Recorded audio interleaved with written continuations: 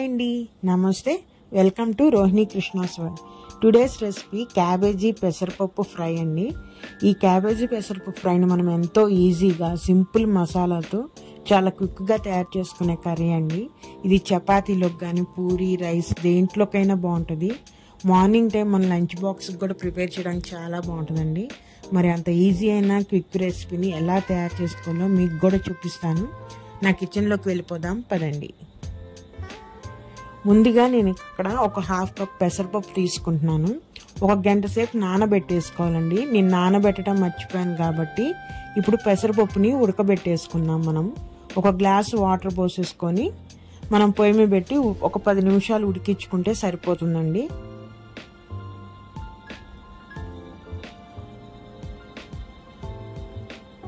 మనం ఈ పెసరపప్పు ఉడికేలోపు క్యాబేజీ కట్ చేసేసుకున్నాము. క్యాబేజీ తురుముకోవచ్చు, లేదంటే సన్న ముక్కలుగా అయినా కట్ చేసుకోవచ్చు అండి. నేనైతే తురుముకున్నాను. అలాగే ఈ కర్రీకి కావాల్సిన మసాలా కూడా ప్రిపేర్ చేసేసుకున్నాం ఇప్పుడే. దానికి ఎండు కొబ్బరి, ఒక 10 వెల్లుల్లి రెబ్బలు, నేను ఒక 4 లవంగాలు తీసుకున్నానండి. వీటన్నిటిని మెత్తటి పేస్ట్ లాగా తయారు చేసుకోవాలి. ఈ విధంగా మెత్తటి పేస్ట్ రెడీ చేసుకొని పక్కన పెట్టేసుకుందాం.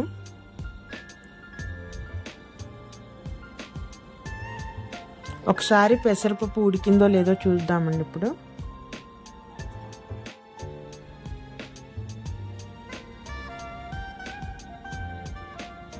జస్ట్ మనం పెసరపప్పు తీసుకొని ఇలా కట్ చేసినప్పుడు జస్ట్ అది బ్రేక్ అయితే చాలండి.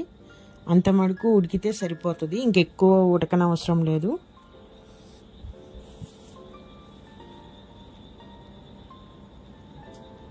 ఇప్పుడు మనం పెసరపప్పు ఉడికిపోయింది కదా, పక్కన పెట్టి క్యాబేజీని కూడా మనం ఉడకబెట్టుకోవాలండి. ఒక గ్లాస్ వాటర్ పోసేసి ఒక స్పూన్ పసుపు వేసుకోవాలి.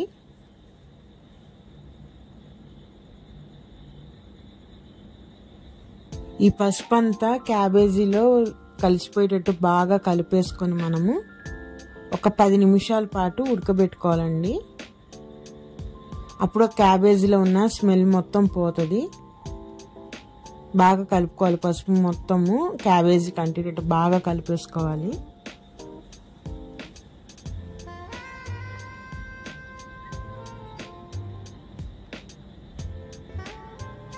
ఇప్పుడు మనం ఒక 10 నిమిషాల పాటు క్యాబేజీని ఉడకబెట్టేసుకోవాలండి. మొత్తం ఉడికిపోయింది క్యాబేజీ మొత్తము. పసుపు కలర్ కూడా బాగా వచ్చేసింది కదా. ఇప్పుడు ఉడికిపోయిన క్యాబేజీని ఆ వాటర్ అంతా డ్రైన్ చేసేసి పక్కన పెట్టేసుకోవాలండి మనం. ఇప్పుడు మనం కర్రీ ప్రిపరేషన్కి మనం ఒక కడాయి పెట్టేసుకొని ఆయిల్ వేసుకొని వేడెక్కగానే తాలింపు గింజలు వేసేసుకోవాలండి. ఆవాలు, మినపప్పు, జీలకర్ర, అలానే ఒక స్పూన్ పచ్చిశనగపప్పు, ఎండుమిర్చి కూడా అండి. ఎండుమిర్చి తుంపేసి అలా వేసేసుకోవటమే. ఇవన్నీ వేయగానే నేను ఒక 2 రెమ్మలు కరివేపాకు కూడా వేసి మొత్తం వేయించాలండి తాలింపు అనేది.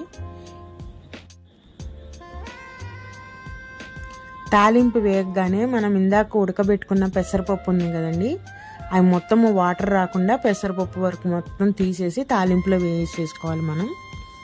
ఆ వాటర్ పారిపోయకూడదండి, పక్కనే ఉంచేసుకొని ఈ పెసరపప్పుని తాలింపులో వేసి 1 నిమిషం పాటు జస్ట్ అట్లా వేయించాలండి.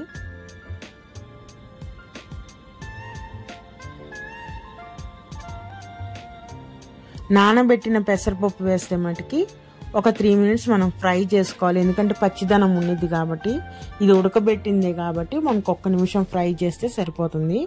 ఇప్పుడు దాంట్లోకి ఇందాక మనం గ్రైండ్ చేసుకున్న మసాలా పేస్ట్ ఉంది కదా, ఆ పేస్ట్ వేసి దానిలో ఉన్న పచ్చివాసన పోయే వరకు మనం వేయించుకోవాలి.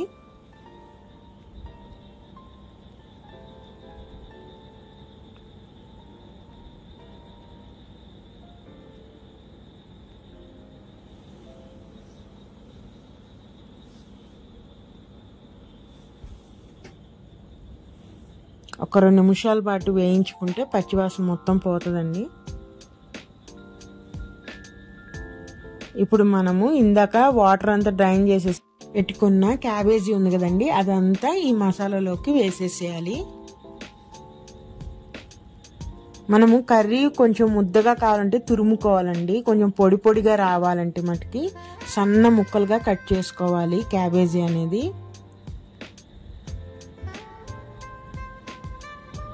ఆ మసాలాలోకి వేసిన క్యాబేజీ తురుము మొత్తం కలిసిపోయేటట్టుగా బాగా కలుపుకోవాలండి. ఫ్లేమ్ మటుకి మీడియం ఫ్లేమ్లో పెట్టుకోవాలి. ఇప్పుడు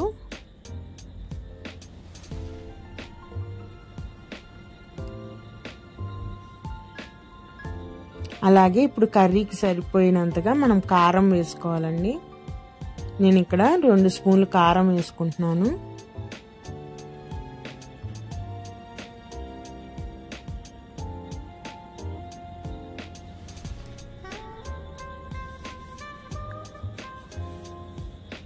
అలాగే సాల్ట్ అండి, మన టేస్ట్కి తగ్గట్టుగా సాల్ట్ వేసేసుకోవాలి.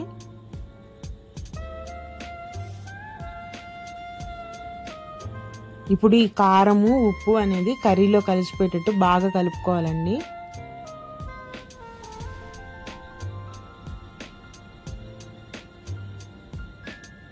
ఇప్పుడు ఈ ఉప్పు కారము అన్నీ వేసేసరికి కర్రీ కొంచెం డ్రైగా ఉంది కాబట్టి మనం ఇందాక పెసరపప్పు ఉడకబెట్టినప్పుడు వాటర్ ఉన్నాయి కదా, ఆ వాటర్ అంతా ఇప్పుడు వేసేసుకుందాం. వేసేసి ఒకసారి కలిపేసేసుకోవాలండి. దీనివల్ల మనకి కారము అవన్నీ వేసాం కాబట్టి ఇంకొక 5 మినిట్స్ వరకు కర్రీ అనేది మనకి ఉడకాలి కాబట్టి డ్రైగా ఉంటే మాడిపోతుంది. అందుకని వాటర్ వేసుకొని మనము ఒకసారి బాగా కలిపేసేసుకొని మూత పెట్టేసి ఒక 5 మినిట్స్ పాటు మనం ఉడికించుకోవాలి కర్రీని.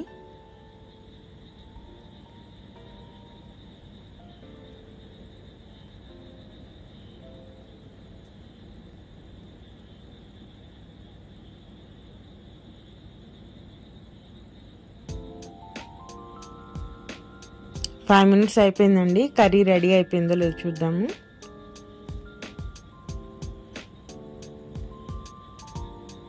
చూసారా, మొత్తం అన్నీ పసుపు కారం కానీ ఉప్పు కానీ మసాలా మొత్తం అన్నీ కలిసిపోయి కర్రీ అనేది బాగా రెడీ అయిపోయిందండి. మంచి స్మెల్ కూడా వస్తుంది. చూసారా కర్రీ అంతేనండి. మన క్యాబేజీ పెసరపప్పు కర్రీ రెడీ అయిపోయింది. ఇది మన రైస్లోకి కానీ చపాతీ పూరీలోకి దేంట్లోకైనా సరే కాంబినేషన్ బాగుంటుందండి. పెసరపప్పు వేయటం వల్ల కర్రీ అనేది కమ్మదనంగా ఉంటుంది. ఒకసారి మీరు కూడా ఈ కర్రీ ట్రై చేసి టేస్ట్ ఎలా ఉందో నాకు కామెంట్ రూపంలో చెప్పండి. మరి ఇదేనండి ఈరోజు వీడియో. నా వీడియోస్ కనుక నచ్చితే ప్లీజ్ సబ్స్క్రైబ్ మై ఛానల్ అండి. అలానే లైక్ కూడా చేయండి. మరొక మంచి వీడియోతో మళ్ళీ కలుస్తాను. ఉంటానండి. బాయ్.